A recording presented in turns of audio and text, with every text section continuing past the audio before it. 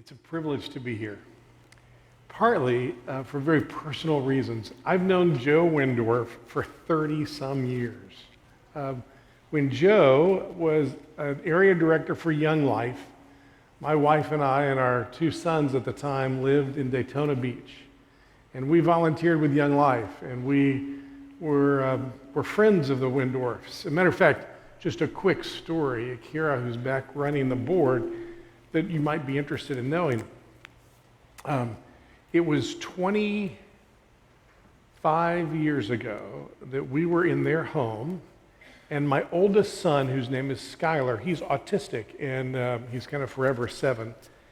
And if you know anything about autism, sometimes they get obsessed with things. They have a hard time letting go of something they have in their mind.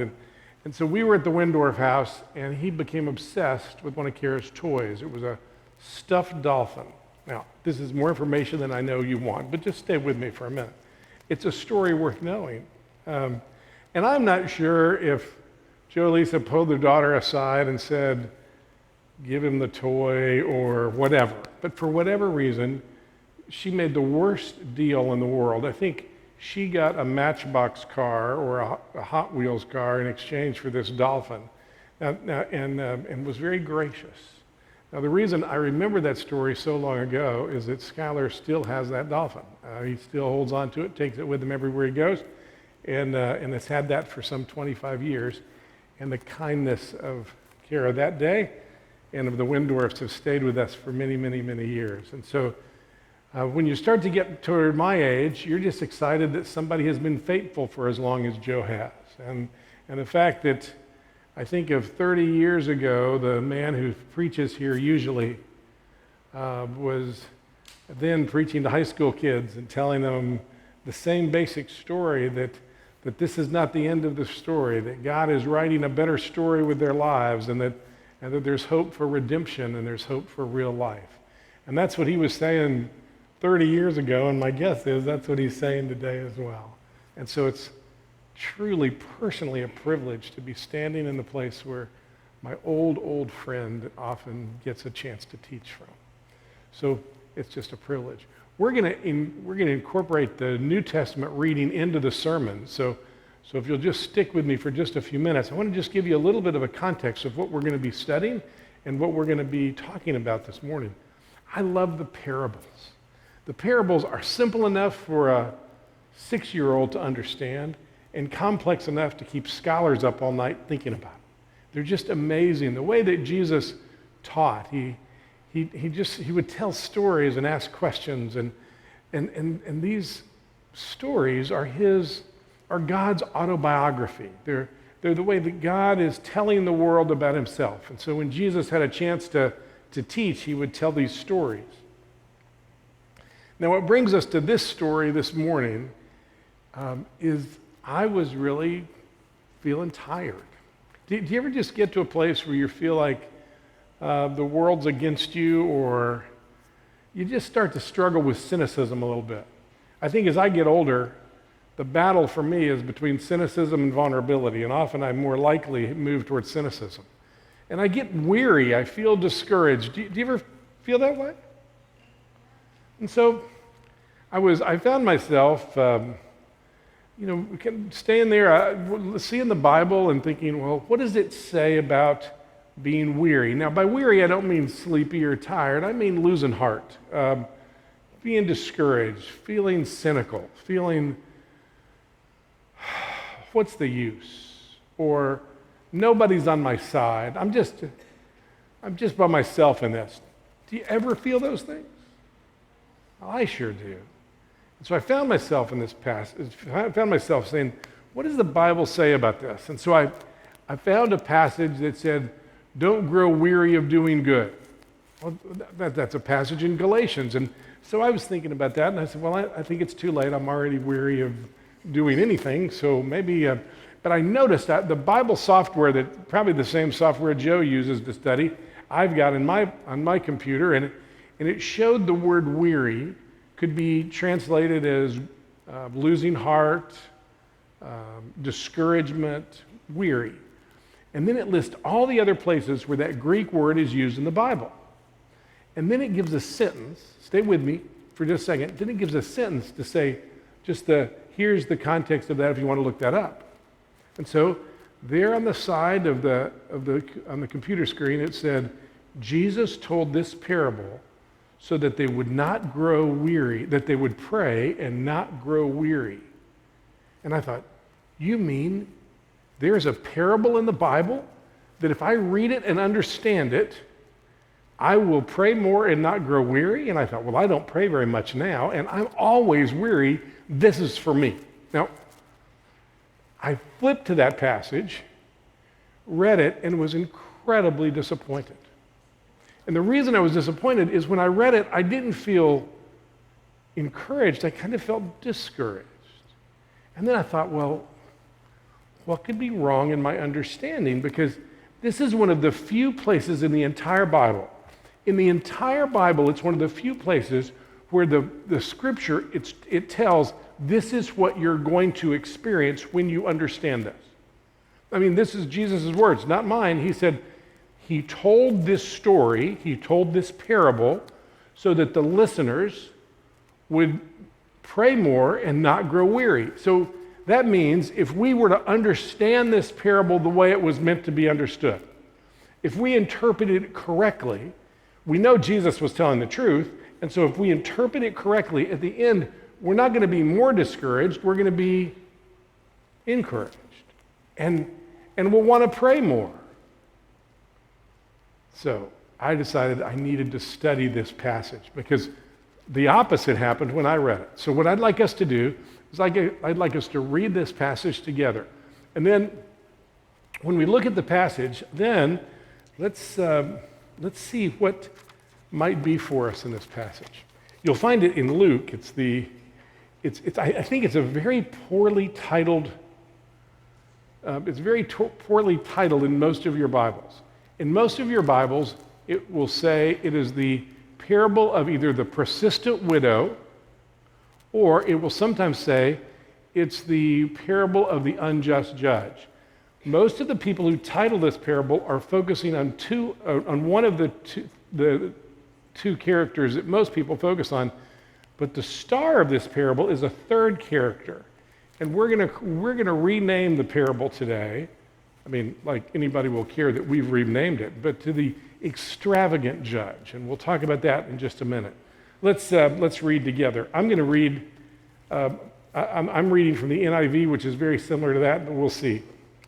Then Jesus told the disciples a parable to show them they should always pray and not give up, or not lose heart, or not be weary.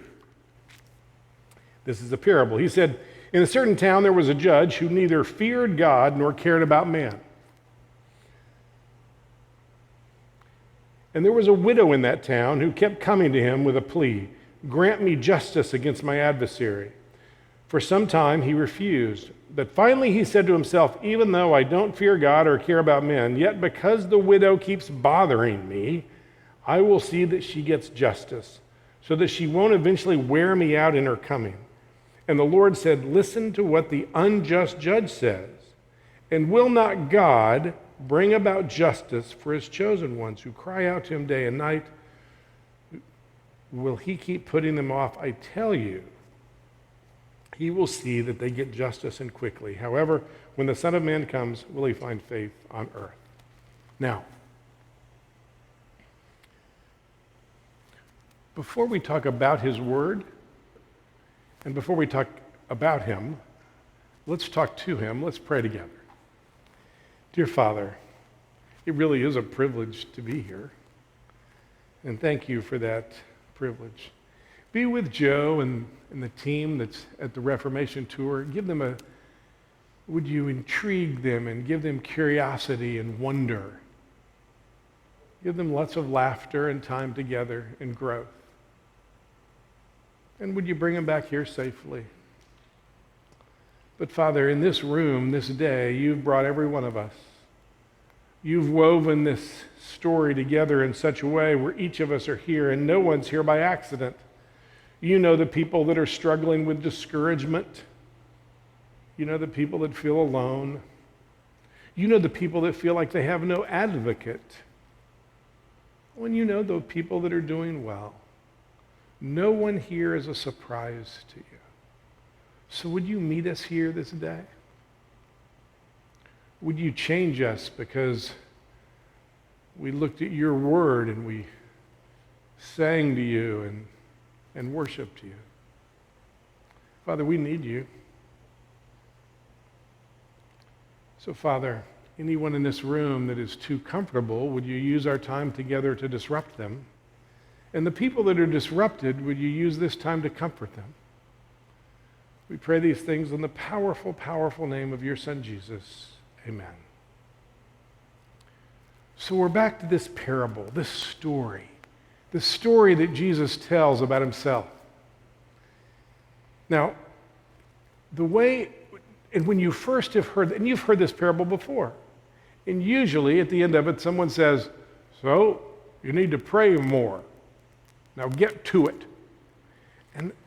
And when I kind of hear that, and when I hear that and we ought to pray more, and we ought to get to it. It's not that that's completely incorrect and it's in the way to understand it, but that's not, I don't think that fits what Jesus said the parable was going to do to us.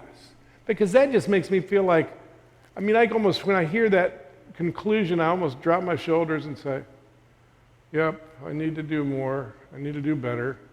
I need to work harder. I need to pray more. I guess I don't pray enough. And instead of not being weary, that kind of makes me feel weary. What am I missing? Jesus was telling the truth. What am I missing? Well, I think if we talk about it just for a minute, we might see what we're missing. First, let's think about the parable. There's three characters in this parable. The woman, the judge, the unjust judge, and then the opposite of the unjust judge, which is God. And the star of this parable really is the opposite of the unjust judge. And until you begin to think about that, you'll focus on the wrong things. So let's first start with the woman. Now, the hearers of this so many years ago, as Jesus tells this story, the hearers of this story would have immediately gasped when they heard the beginning of it. When he said, there was a widow who went before a judge. And to you and I, that's not a big deal. Right down the road, that happens probably every day. But in the times that this was being told to the hearers of this parable, it would have been unheard of for a woman to go before a judge. As a matter of fact, a woman, her husband would have gone. Well, she's a widow. Her son would have gone if she didn't have a son. Her brother would have gone if she didn't have a brother. Her father, if he was still alive, would have gone. In that time, and of course you might say socially, well, that's not fair, and of course it's not fair, but that's just the way it was. That's the color of the carpet back then. That's the way it was. And what they would have heard when Jesus said, there was a woman who went before a judge, they would have thought, oh my goodness, that's someone with no advocate. That's a person who's completely on their own. That's a person who has no one that will speak for them. No one that will, that's somebody who must be weary. He painted a picture in just a phrase to everyone listening of a very discouraged, weary, tired person who would lose heart. Anytime in your life where you felt all alone and with no advocate, I would assume that's by definition a time where you felt weary. And so he, in the just the clever way of just saying that phrase, to everyone who heard the parable that day, they would have thought, oh my goodness, she had no one to go before the judge for her? She was all alone. She had no advocate. You ever feel that way? Do you ever feel like, I'm just tired? Nobody's on my side. The wind's against me. I'm discouraged. I'm weary. Well, then this parable's for you, because you are supposed to relate to the widow in this story.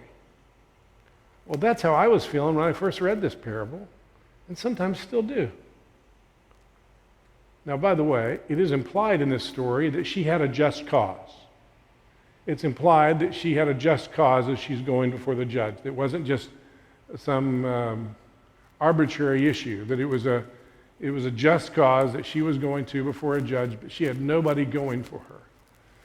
So if you feel all alone, if you feel discouraged, if you feel like I have no advocate and the wind is against me, this is for you. This parable's for you. What does a parable teach us about the judge, the unjust judge?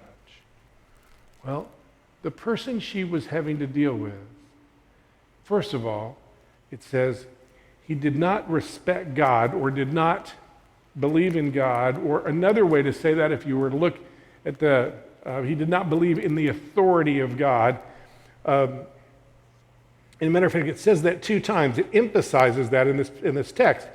There was a town, a judge who neither feared God, neither respected God, did not believe in God's authority, however you want to say that. Maybe a more current way to say that, a more contemporary way for us to say that, is he didn't believe in the sovereignty of God, or that God was in charge. So I guess one of the ways that you might be thinking, if you're weary, is that God's not really in charge. By the way you see God, the way you think God sees you, and the way you see yourself will determine how you live life. The way you answer those questions will determine whether or not you're, whatever you do, that'll determine how you live. How you see yourself, how you see God, and how you think God sees you will determine how you live life. If you think God is against you, you'll live a certain way. If you think God's mad at you, you'll live a certain way. If you think God doesn't care about you, you'll live a certain way. If you think you have no one that'll take care of, no one that cares about you, you'll live a certain way. The way you see yourself, the way you see God, and the way you believe God sees you will determine how you live your life. And those things are talked about in this parable. It's such a practical story Jesus tells this day.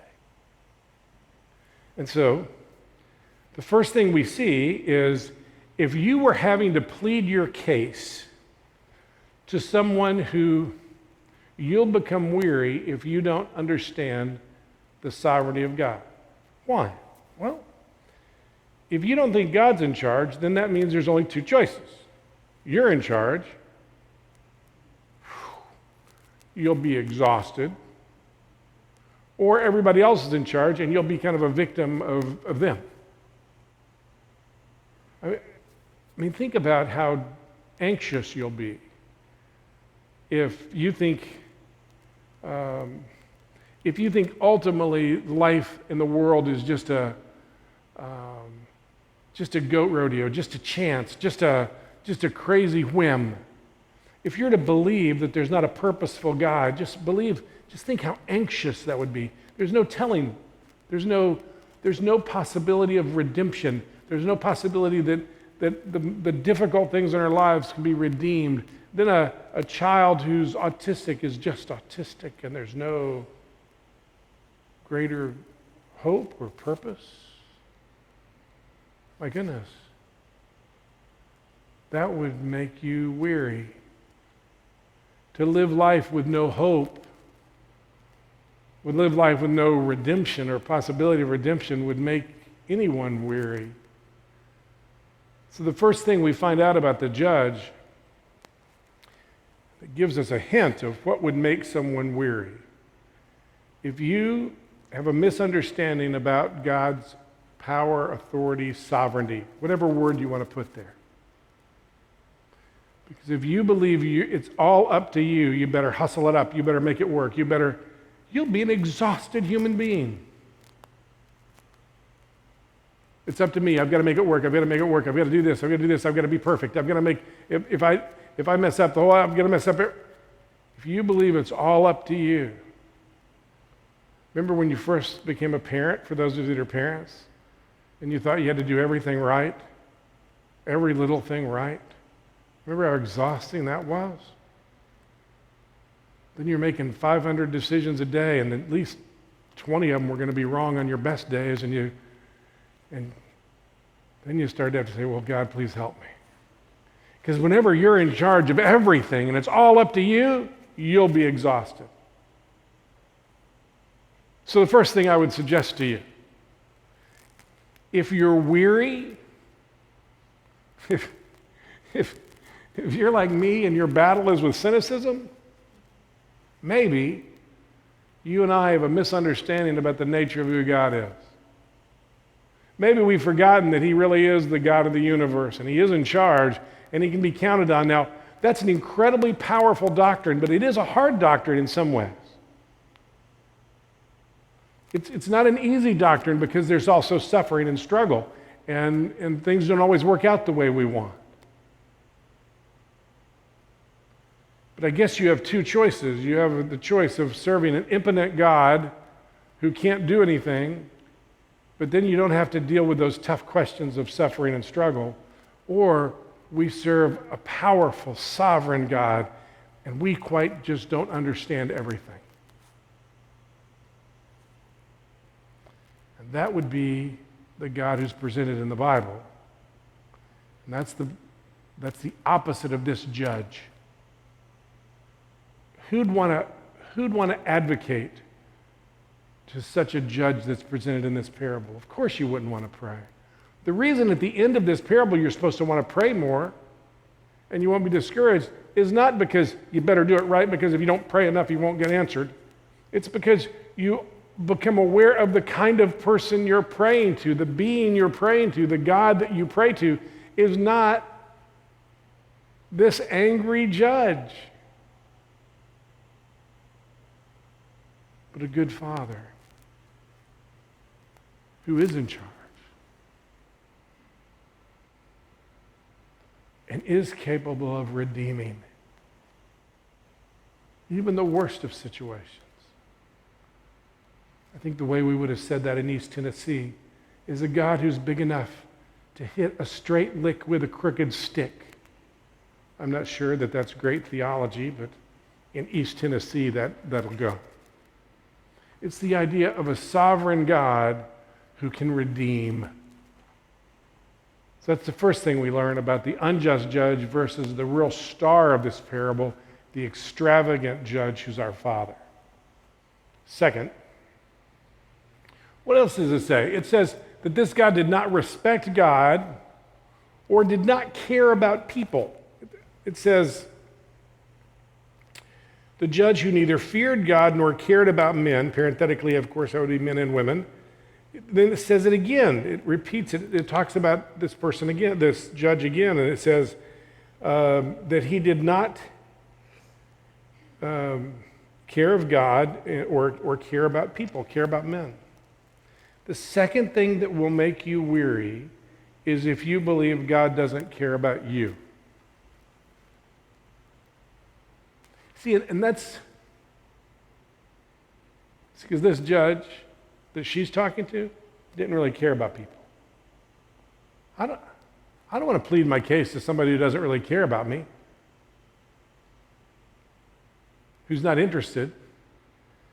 I don't want to plead my case to somebody who's not paying attention and doesn't care.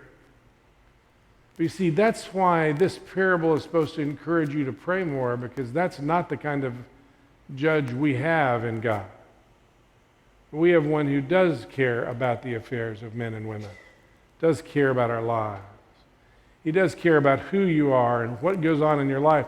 In the first service, they had a children's service, a beautiful little children's time. And in it, and I think you did that, didn't you? You did a wonderful job. Don't mean to embarrass you. But she talked about that she had a little button that had a smiley face on it, and then when she was a little girl, she lost it, and she prayed, and she got it back. Now, I'm sitting in the back and thinking, well, I've prayed for things bigger, more important than buttons, and I didn't get my buttons back. But, you know, she taught the kids, and they sat here, and it was wonderful, and And the lesson was, God cares about the things that matter to you, even little buttons. And I sat back there and go, I just don't know if he cares about my buttons. I mean, that was this morning. And then I was going to get up and preach. I thought, well, good no one knew that, or they made me leave this morning. But you see, that's the banter of a weary person who misunderstands the judge that they go before. Because the God we go before is not an unjust judge who's going, I don't really care about your buttons. He's a God who says, I care about you, and you, and you, and you. I care about your life. I care about, and then we can say, but I feel so tired. He goes, I care about that. It doesn't mean he always answers all of those. We'll talk about that next week. But with the assurance of this passage, with the assurance of the words of Jesus in this parable, the God of the universe, the God that you pray to, cares about you. Personally cares about you. Your life. Your situation. My life. My situation. I'm much more likely to go want to pray to a God who cares instead of a judge who doesn't. Joe heard me talk about this a couple of weeks ago somewhere, and he told me, he said, I'd like you to talk about that at our church. And he said, but there's one problem with it. You talked for over an hour, and you can't come to my church and talk for over an hour. And I said, well, I could break it into 2 sermons. And he said, okay, but you can't come to my church and talk an hour. See, I'm just an old professor, and professors, people can't really leave. Once they sit there, they can't leave. And so I just keep talking. And Joe said, don't do that here. He loves you dearly. So we're going to pick up this parable next week. And we're going to look at the next factor that is in place of what keeps you from praying, what makes you weary, that we can find in this passage. So in the meantime, what would I like you to do? I'd love for you to read this parable over and over again this week. It's an autobiography. It's God telling a story about himself. Keep reading it over and over, and remember, it's one of the few places in the Bible where it says, what you should feel when you read this is a longing to pray more, and you shouldn't feel weary. And so keep reading it until that's what you get from it. But remember, it is not merely an admonition to be persistent. It's an admonition to see God the way he really is. That he is not an unjust judge. He is not a God who doesn't care about you. And he's not a God who's impotent and not in charge. He is a sovereign, powerful, good, and personally interested God. That's scandalous if it's true. And you and I will live differently if it's true. If we believed that who we prayed to this morning, who we sang to this morning, was in charge of the universe, was powerful, and loved us and cared about us, we'd live differently this week. And maybe we should, because he is strong and powerful. And he is interested in you. Each of you in this room, in this moment, he knows what's going on in your life, even the hardest of things. He's heard you say, I don't even know if I believe anymore. He's heard you say, why won't you let this go better? He's heard your prayers. He's not an unjust judge. He's the opposite of that judge.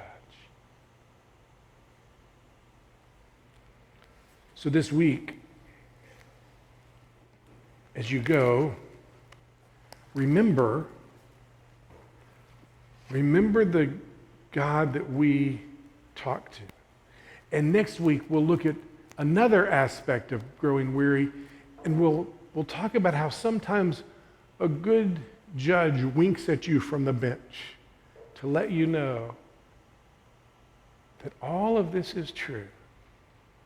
That's what we'll talk about next week. Let's pray.